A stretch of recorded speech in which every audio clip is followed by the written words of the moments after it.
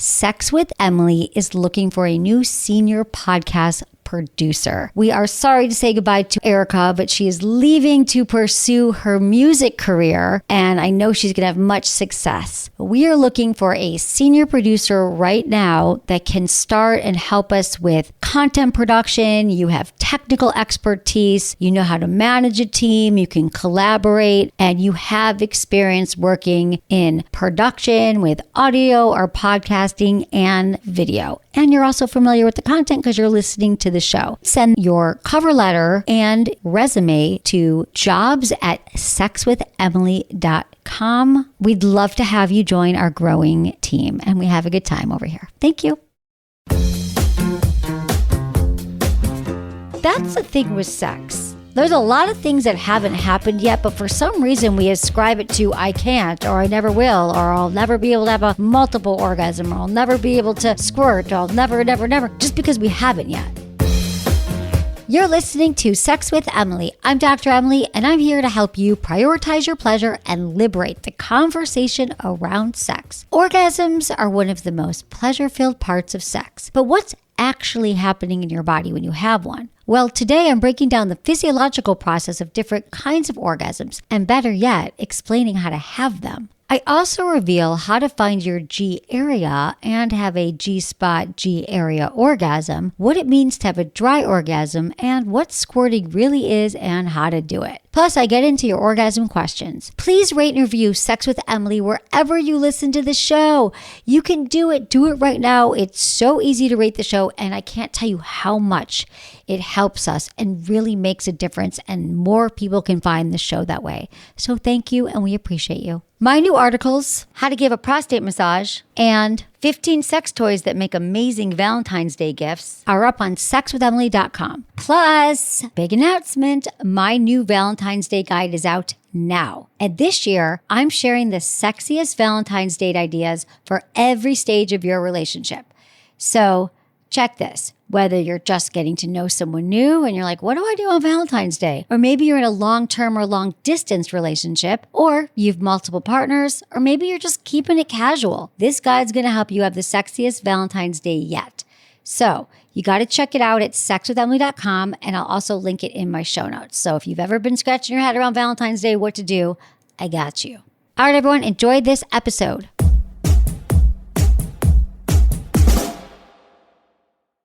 By now, you've probably heard my Magic Wand story. It's a brand that's been part of my personal journey for more than 20 years. But no matter how many times I sing Magic Wand's praises, I'll never be able to fully capture the story of this incredible brand. Well, now journalist and author Kate Sloan just completed a limited audio series documenting the history and impact that Magic Wand has created over the last 56 years. It's called Making Magic. And the series chronicles Magic Wand's incredible brand story through interviews with nearly 40 experts, performers, business owners, educators, and fans. So I got a sneak preview of the series, and what I loved is that Kate weaves together snippets from all their interviews into this amazing story arc. She covers Magic Wand's journey from appliance store massager to its legendary influence on culture and sexual independence, and it's all just fascinating. The first episodes of Making Magic are available now at makingmagicseries.com or on all popular podcast platforms. Just search for Making Magic or visit makingmagicseries.com today.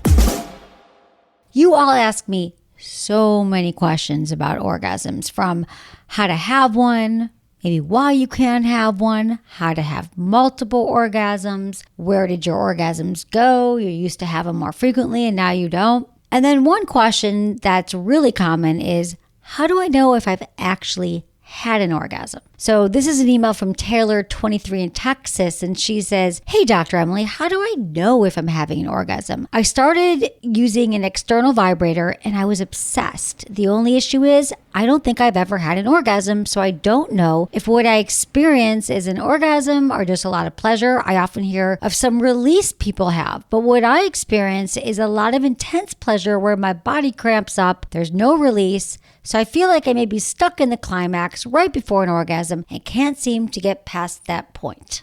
Any help? And to answer this question, I thought it'd be helpful to break down exactly what happens in your body when you have an orgasm, so you can be the expert of your own body once you know the facts. So let's get started. Orgasms are rhythmic contractions in the genitals and the pelvic floor muscles. They work together following the height of sexual arousal. So you get aroused and you have an orgasm, and they're rhythmic contractions. Think of it like a really pleasurable muscle spasm. You know when you get a muscle spasm? Well, an orgasm is a muscle spasm that feels amazing. So to have an orgasm, your nerve endings, your blood flow, your pelvic floor muscles, and your brain are all working together as a team. They're all part of this orgasm.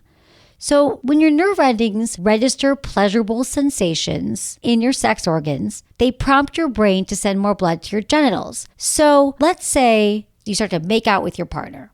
You'll start to feel maybe the nerve endings on your body, on your lips, maybe the way your partner is touching your neck. You're like, oh, that's pleasurable. So when you start to experience a pleasurable sensation, your brain's going, oh, pleasure, pleasure. I'm going to send blood to the genitals. So that's how they work together. So then this increased blood flow is going to now increase the sensitivity of your nerve endings. So while it already felt good when your partner was kissing your neck, now you've got the blood pumping to your genitals and everyone's working together. And then you're going to notice with this blood flow, it's also going to cause your genitals to swell and grow in size. And yes, this is true for all genitals. We know the penis gets erect, tale as old as time, but the clitoris also gets erect and the pelvic floor muscles engage with blood. Now, if this arousal is sustained, you continue making out, you continue touching, you're feeling really aroused, well, these muscles give the way to the muscular contractions of orgasm. Everyone's playing together like a symphony, right? You got your nerve endings feel good, your blood flow, your pelvic floor muscles, and your brain. They're all working together. So we get really aroused and sustained, and then bam, you have an orgasm. So that's how it all happens. But let me also tell you about the 4 stages of orgasm. Orgasms for some are not as linear, but here is what can generally be agreed upon as the 4 stages. The first one is this desire. You're thinking about having sex with somebody. Your partner walks into the room and you get really turned on. Someone touches you and then you start to respond to that touch, and that's desire. Now, this starts in the brain and begins the arousal process we just discussed. Increased blood flow to the genitals, the nipples become erect, your breath quickens, the blood flushes to the surface of the skin, maybe your cheeks get rosy, your chest gets a little bit red, making it all more sensitive. That's stage 1. Stage 2 is the plateau stage. So the blood's continuing to flow, your tissues are erect and lubricated, you're feeling good, you're getting turned on, it's getting more and more intense, you're feeling good, you're feeling like building. Maybe you're gonna have an orgasm, and then stage 3, bam, you have an orgasm. Now, this is the concentration of the blood flow to the genitals. This is when your muscles are contracting, you have a rush of hormones at the same time, and this is when penis owners and some vulva owners ejaculate. If you can see that, you can see how it all starts together with a thought, a feeling that registers in your brain, that your brain's like, we got to get going. Let's get this blood flowing. Let's get the genitals on board. Let's get the pelvic floor on board. You keep going. You keep moving through this process. Then bam, you have an orgasm. I know, I wish it was that easy, that simple, that linear all the time. And that's why we're here to help you problem solve. But I just want you to understand the steps. Stage 4 is post-orgasm. So you had the orgasm, then your blood's like, okay, I did my job. I'm going to go take a nap. I'm going to flow away from the genitals. My breath is going to slow. It's going to deepen. Then we have a rush of those feel-good hormones come in, like oxytocin, which is the bonding hormone or the cuddle hormone. Estrogen, the endorphins are spiking, the dopamine, serotonin, the happy hormones, prolactin. These are all the hormones that are spiked and sparked and ready to sort of flow and make us feel good after orgasm. And hence that starts that feedback loop of why we want more orgasms, because it feels good. Everything in our body feels good after an orgasm. So that's what's happening in general during orgasms. So you know the facts now, you know what's up from a physiological level. So let's get into the specific type of orgasms. Let's start with the clitoral orgasm. The clitoral orgasm, if you have a vulva, you likely have a clitoris. And you know that the clitoris, if you've been listening, paying attention, it's more than that little pleasure button that we can see externally on top of the labia. The clitoris actually extends deep below the surface and it has 12,000 nerve endings. In contrast, the circumcised penis has 4,000 nerve endings. So the clitoris, yes, it's that little bud, but the 12,000 nerve endings all happen.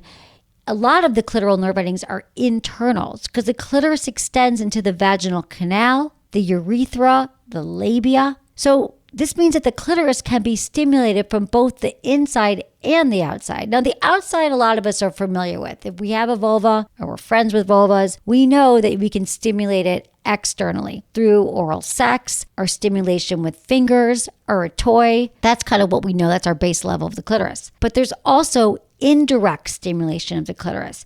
You can stimulate it indirectly by holding a vibrator on your pubic mound, which is the area which may or may not have pubic hair above your vaginal opening. That's a great way to apply indirect pressure. You could also stimulate the labia. When you're stroking the labia, you're stroking the clitoral legs that we just spoke about that are internal. So there's a lot of different ways to stroke your clitoral nerve endings. And anal play can also stimulate the clitoral legs because when you're being penetrated anally, you're applying pressure to that thin membrane that separates the anus and the vagina. And since the clitoral legs are vast and they have so many nerve endings in them, when you have something stimulating you through the anus, you just might stroke up on those legs of the clitoris and pleasure will happen. But this takes practice and fun and exploration. But we've all got these nerve endings, and I just want everyone to learn how to play them. It's almost like an instrument. We're all given these nerve endings, and for many vulva owners, we know how to have a clitoral orgasm because that's the most accessible, or maybe we had it accidentally, like,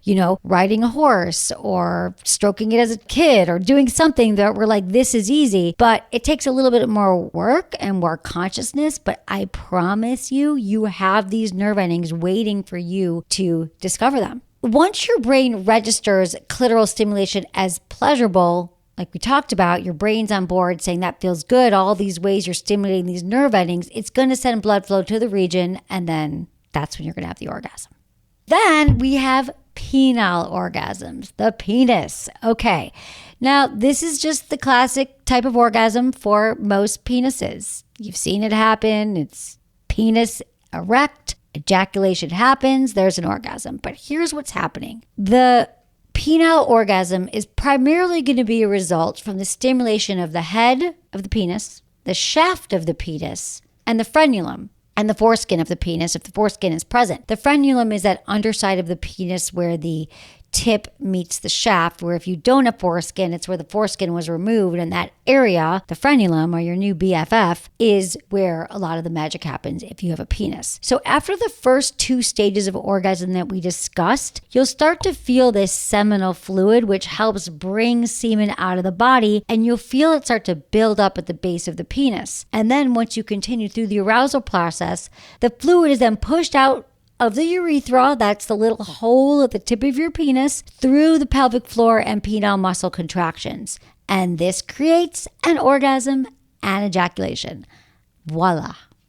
Okay, let's get into the G area orgasms. I think these are the questions I get asked the most from vulva owners and penis owners who play with vulva owners. They want to know what's up with the internal orgasm. It's been called many different things. It's also been accused of not existing, but I'm here to tell you that it does. All vulva owners have G areas. And I like to call it the G area versus the G spot, because when you think of a spot, that can be harder to find. You're like, I don't have the spot. But if I can tell you that it's a general area, you'll probably be more likely to find it and know that it is there and you've got it. Now, the G area sits just below your skin glands internally, about 2 inches up the vaginal wall. So this is only about a knuckle deep, okay? Like, I want you to hear that. It's not back into your vagina. It's not like deep up towards your stomach.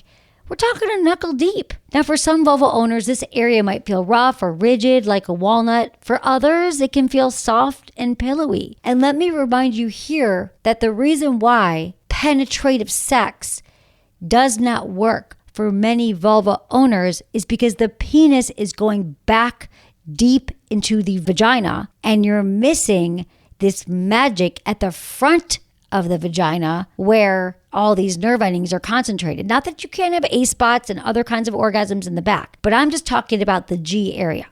Now, The cool thing is you can see your G area in the mirror. Just use a hand mirror. Spread your legs, look at your vulva. It helps to be already aroused and turned on. Stroke your clitoris, stroke your area to start to get aroused. It's all about the blood flow and getting that going. And that's why for many, many vulva owners, it helps to have a clitoral orgasm first. Because once you have a clitoral orgasm, your body's already on board. It knows that you're in pleasure mode. It's got the blood flowing, so everything's swollen a little bit, and it's a lot easier, again, to find all these areas. So if you've got this mirror in your hand and you look at your vulva, part your labia with your fingers, so stick your fingers inside, part the labia, and bear down with your pelvic floor muscles, that like bear down motion, where you're like applying pressure. Then that flesh expanding into view with little ridges coming down as you're looking, that's your G area. That's it. You can see it right there. So that's, again, why vaginal intercourse with the penis is not the most effective way to stimulate that area. While it might feel good, it's not going to give you the screaming orgasms.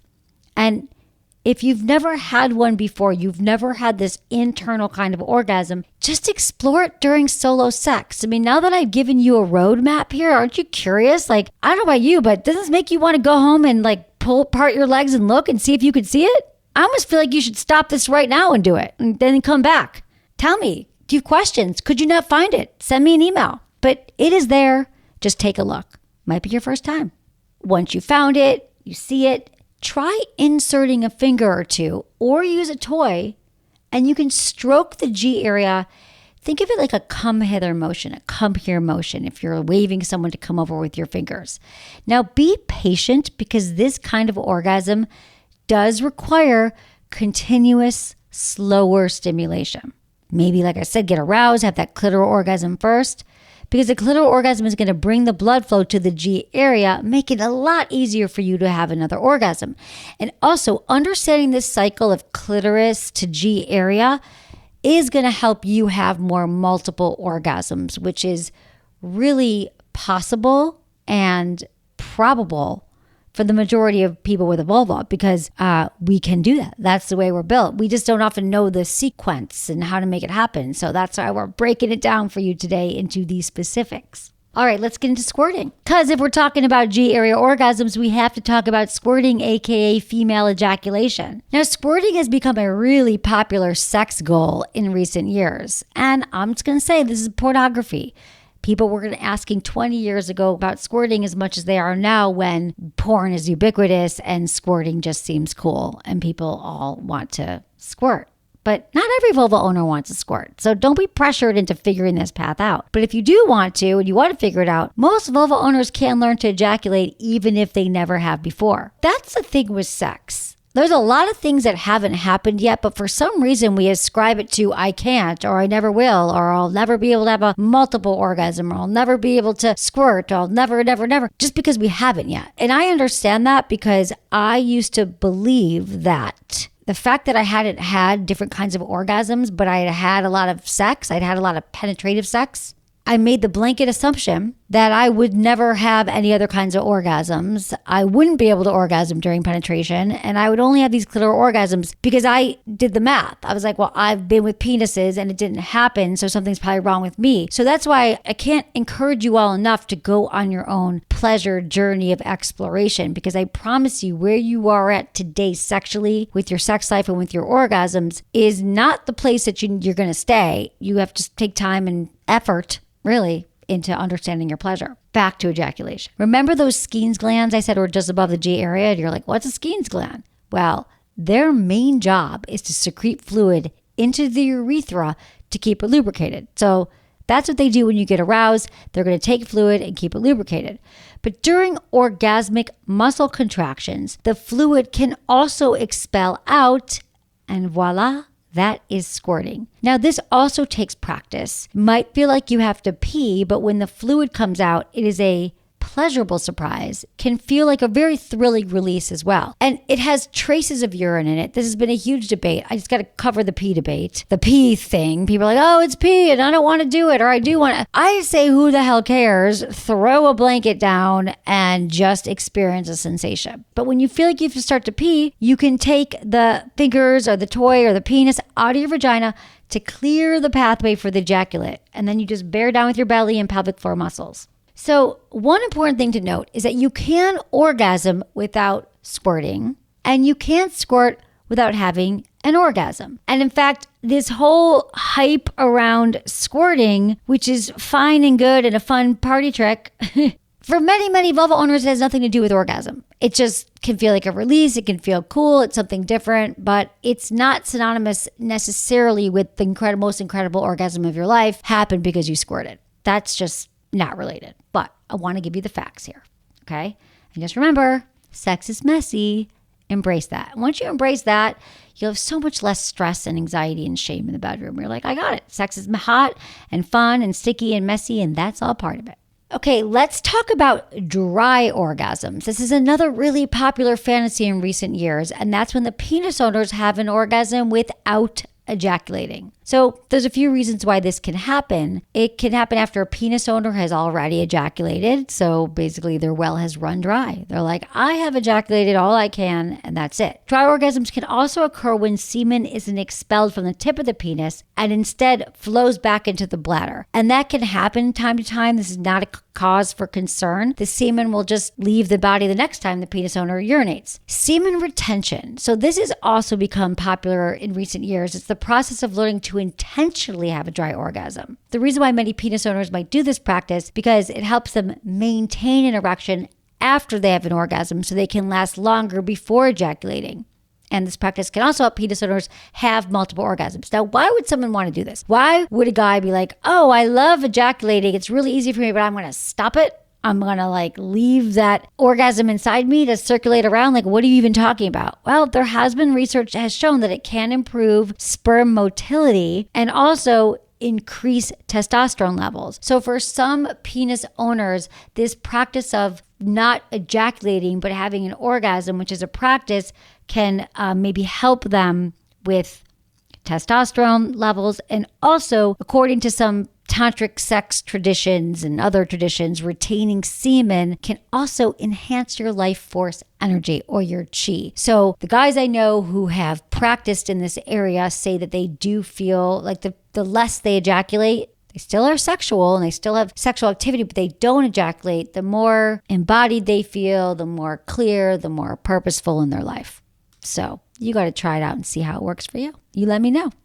So lastly, we're talking about hands-free orgasms. Now, this is any orgasm that occurs without stimulating your genitals with your hands, hence hands-free. So this can include orgasms through toy use, oral, or penetrative sex. So this is like nipple play, water play, dry humping like you used to do. But I think what a lot of people are interested in is tantric sex, orgasmic breathing, fantasizing, using your brain to actually think your way to orgasm, which is possible. So tantric sex is basically using mindfulness and deep connection to help people have more connection. What can really help with that is orgasmic breathing, because breathing exercises are a great way to better connect with your entire body and feel more in tune with pleasure. And this can be more of a practice or a challenge. You got to learn how to do this orgasmic breathing, but it can be really, really gratifying.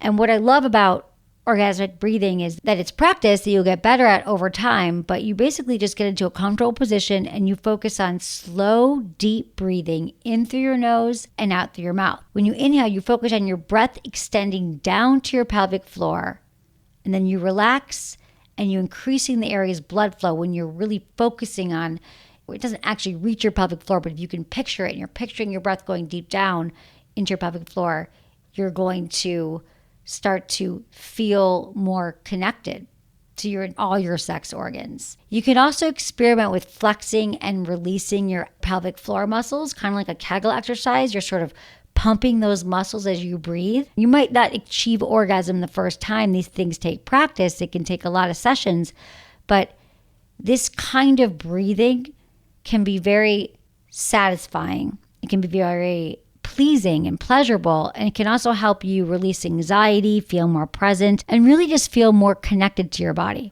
Fantasizing is another way that people can have a hands-free orgasm. You're just using the power of your mind and your mental state to increase your arousal and bring you to orgasm. So this would be thinking about something that turns you on and maybe using your hands to explore different parts of your body, but not necessarily stimulating your genitals directly.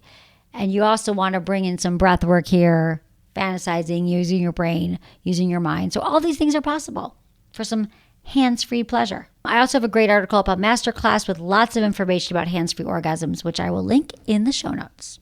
All right, everyone, stick around because after a quick break for our sponsors, I'll be answering your orgasm questions like, help, my partner seems to think orgasms are bad for you. But before then, real quick, I got to tell you about Lelo, one of my top sex toy brands. They make the most beautiful, award-winning luxury toys. And this Valentine's Day, they literally have the perfect toy to connect you and your partner on Valentine's Day, the Tiani Duo. It's a dual action couples massager that will help you and yours connect on a deeper level, both physically and emotionally. So the Tiani Duo has 2 powerful motors that deliver deep vibrations both inside and out during penetration. That's right. If you've never used a wearable couples toy before, here's how they work. So you insert the thinner end into a vulva owner's vagina and bend the top part over so the second motor stimulates her clitoris. Now the partner can penetrate them with the toy still inside. You get it? It's so cool. So it delivers incredible sensations to everyone involved. Everyone's getting vibrated and loving it. The Tiani Duo also has a remote control so you and your partner can seamlessly take turn controlling the vibrations.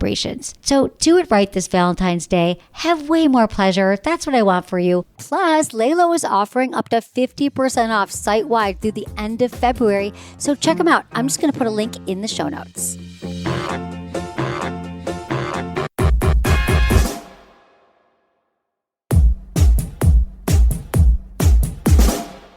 This is from Christina, 47 in Massachusetts. Hey, Dr. Emily, I recently discovered your podcast after listening to you on the Mel Robbins podcast. Why do men feel that the jackhammer technique is the way to have sex? I tried to tell my husband that I wanted to go slow, which was how we started the other night. However, it ended in a jackhammer session so he could finish, like usual. I feel embarrassed talking about this subject with him. He's a bit more old school, and I feel like I've explored more prior to us getting married. How can I talk to him without the fear of being judged? Is this something all men do? Help! All right, Christina, this is a topic that is very near and dear to my heart because the jackhammer is not a crowd pleaser. Not at all. It works for guys and it's the way they are used to having sex because it makes it a lot easier for them to finish that way. Because in that position, they're able to move fast enough. They're able to hit the glands of their penis, the most sensitive parts, and know that they're going to have an orgasm when they speed up. And that's a practice. That's how they've always done it. That's how they probably do it with their hands. They move fast. And let's remember, that's also what we see in porn. But your request is totally valid and probably required because here's the rub. While penis owners require this fast stimulation to get off at the end, vulva owners, for many of us, it takes a while to build up and get into our true erotic arousal. And in fact, for many women, it can take up to 40 minutes. So if he's starting out fast and then finishing fast, you're probably not getting anything pleasurable happening in this situation. Now, what could happen is he could be slow and sensual and to ensure that you're getting aroused and turned on, and then maybe you have your orgasm, and then he could speed up. But it doesn't sound like any of that is happening. And now I know that you said you haven't talked to him about it and he's a little bit old school, but remember, this is also your partner, your husband, someone that you live with, that you've committed your life to. And while I get that it can be uncomfortable and you feel embarrassed talking to him about sex, the truth of the matter is the more comfortable you get talking to him about your sex life, in a real, honest, authentic way without blaming or shaming him or allowing him to feel bad, the more likely you are to get your needs met. So maybe we don't start with the jackhammer part. You just start with a conversation saying to him, you know, I know this is something we don't often do. It seems like it might make you uncomfortable, but would you be open to talking about our sex life and things that we both desire? And you said you did mention to him once before that you wanted him to do the jackhammer and he started that way but didn't finish that way. So if I were you in this conversation with him, remember my 3 T's of communication, timing, tone, and turf. You got to find the right time when you guys are relaxed and chill. The turf is outside the bedroom and the tone is curious and open and collaborative. So if you do it in that way, you could also say, you know what? You could use my compliment sandwich approach. Start with the 2 pieces of bread. On either side are the compliments, and the middle part is the feedback. So you could say, gosh, our sex last night, I loved when we were going slow. That felt really good. And then the second part, the middle, I noticed that it felt great for a while, but then you sped up in the end. And then the third part is, I really think that I would be able to learn to experience more pleasure in my body if we could continue to slow down, not break out into the jackhammer. And I think this would really enhance the experience for both of us. Make that your own, but it's a way to compliment, let him know everything's good with the sex you're having, give a request, and then finish it up with why it's good for both of you. That's the formula. But again, he's not used to talking about sex. Be prepared for some pushback. He might, feel criticized. It might be hurting his ego. This is why we all don't talk about sex. Because of this ego part of it, we don't want to hurt our partner's feelings. But I really think if you do it in a thoughtful way, let him know what a anti-jackhammer sex sesh would look like for you and why it would be such a turn on, you might just get him to pay attention, listen, and change some of his ways. And most guys are going to need some really fast, furious strokes of their penis to come. So whether it's with their hand or jackhammering, he's likely still going to have to jackhammer at some point. So let me normalize that for a second. But it doesn't mean you got to jackhammer away the whole time. What I'd like to see is more of an understanding about your process, what gets you to orgasm, what turns you on, and have that conversation with him. And then see how you guys can learn to finish. But yeah, the jackhammer is probably here to stay, but I just want everyone to manage their jackhammers, have conversations with your partners about what you actually need, so then they can have also what they need and everybody leaves happy and satisfied. Thanks for your question. I appreciate you, Christina. This is from B27 in Florida. Hey, Dr. Emily, I'm looking for guidance on an issue that's completely new to me. I've just begun seeing someone after a very long relationship, and I frankly don't have much experience.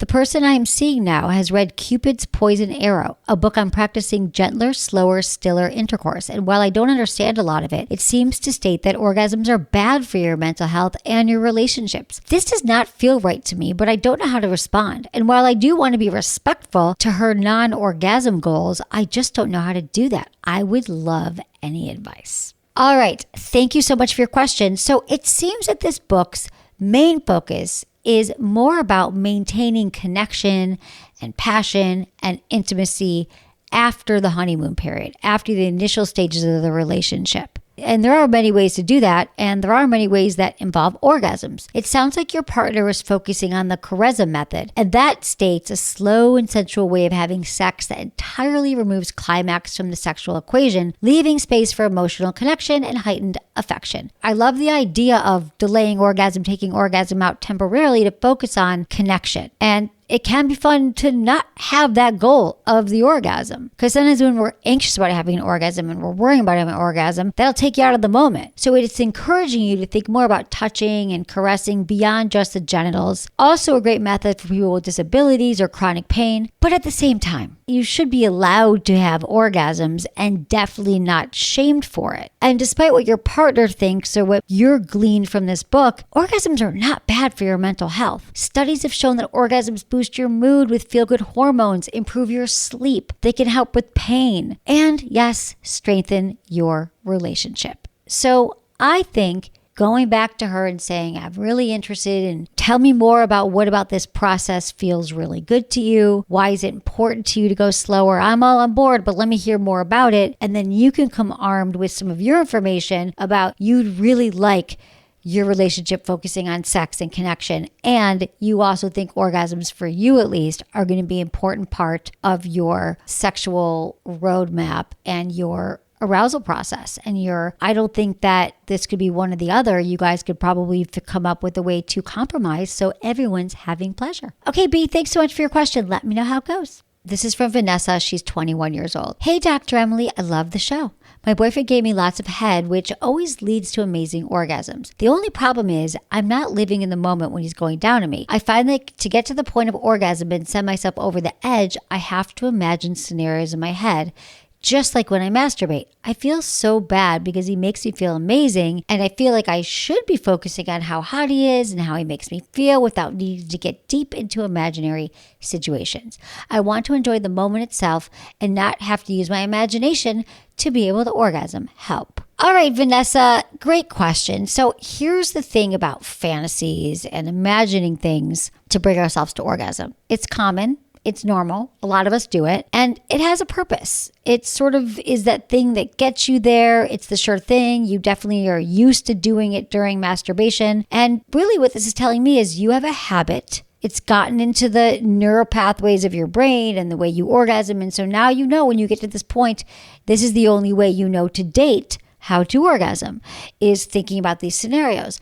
But here's the cool thing. You can also learn to retrain your brain and your body to have orgasms in different ways. This is what this work is all about, sexual exploration. A lot of us can orgasm one way, but if we put in the time, we could all learn how to orgasm in many, many, many different ways. So what I would urge you to practice to do is, if this doesn't work for you anymore, you want to try something different, is next time he's going down on you, as much as you find yourself wanting to go off to fantasy land, if you could bring yourself back into the moment and start to focus on the physical sensations that you are feeling in your body. Maybe focus on, the five senses. So when we do that, we go around the five senses, like what you're seeing, what you're hearing, what you're smelling, then it takes you back into the present moment and you won't be able to go into fantasy. So maybe you could start to look at it this way. He's between your legs. So for sight, you could look and say, God, this is so hot that my partner is just loving me up so much and going down on me. That feels amazing, right? Looking at that. And what am I hearing? I'm hearing his mouth against my vulva. And that's like those noises are really a turn on. What am I smelling? Maybe you're smelling sex in the air or a candle. So if you do that and you bring yourself back to the moment, then you might really be able to get into your body and feel what is happening in that moment. Breathing deeply will also help you stay